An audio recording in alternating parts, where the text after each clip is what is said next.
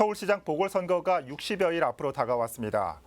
최근 더불어민주당과 국민의힘에서는 경선 진출자를 가리기 위해 후보자들의 면면을 들여다볼 수 있도록 온라인을 통해 프레젠테이션과 국민 면접을 진행했습니다.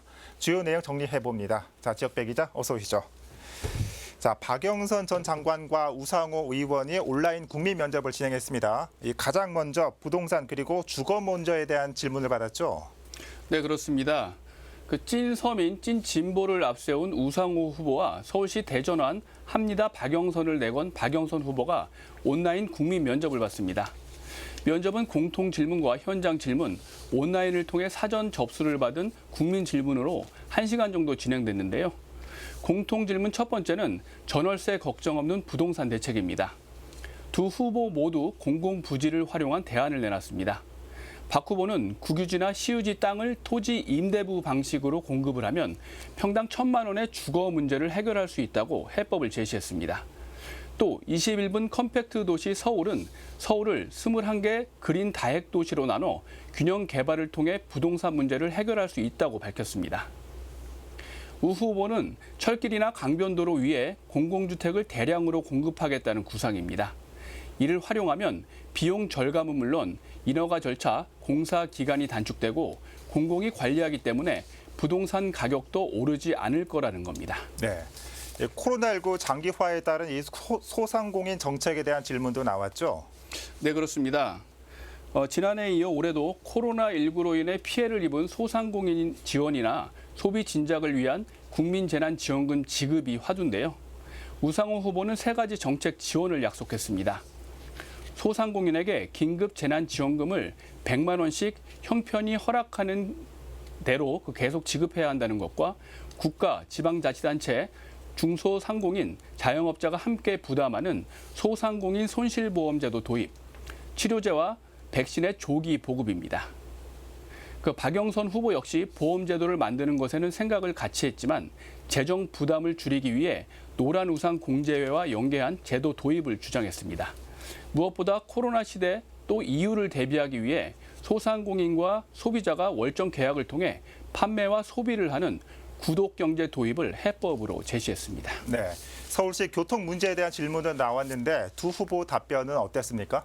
네, 박영선 후보는 21분 컴팩트 도시 서울에서 우상호 후보는 전반적인 교통 개선을 통한 해법을 내놨습니다. 네. 먼저 박 후보는 21분 컴팩트 도시 서울에 답이 있다고 밝혔습니다. 서울을 현재의 도시 중심에서 일터와 주거, 교육과 보육, 문화와 의료, 스포츠와 오락 기능을 갖춘 21개 도시로 나눈다면 교통 문제는 물론 환경 문제까지도 해결할 수 있다고 봤습니다.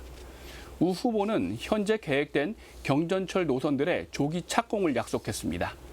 무엇보다 디지털, 스마트 기술을 활용해 교통신호체계의 대대적인 개편과 과도하게 묶여있는 마을버스 노선의 개편을 교통 공약으로 내놨습니다. 네, 더불어민주당 최종 주자가 누가 될지 궁금해지는데 자, 계속해서 야권 소식도 정리해 보겠습니다. 먼저 국민의힘은 후보군이 1차 압축됐죠?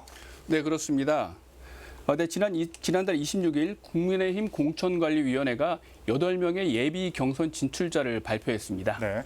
나경원 전 의원과 오세훈 전 서울시장을 비롯해 오신환, 이종구, 김선동 전 의원이 포함됐고요. 조은희 서초구청장과 김근식 경남대 교수, 이승현 한국외국기업협회 명예회장 등입니다. 일단 당내에서는 8명으로 1차 선발이 됐고 모레죠. 5일 금요일에 국민의힘 공관위는 다시 4명의 경선 진출자를 발표할 예정입니다. 네. 자, 얼마 전에는 실시간 생중계를 통해서 후보들의 7분 발표가 있었죠? 네, 그렇습니다. 네, 지난 29일입니다. 용산 백범 기념관에서 8명의 후보를 대상으로 서울이 바뀌는 7분 비전 스토리텔링 PT가 진행됐습니다. 후보들이 자체 제작한 영상이 소개됐고 각자 후보들이 직접 나와 공약과 비전을 제시했습니다. 유튜브를 통해 생중계가 진행이 됐고요.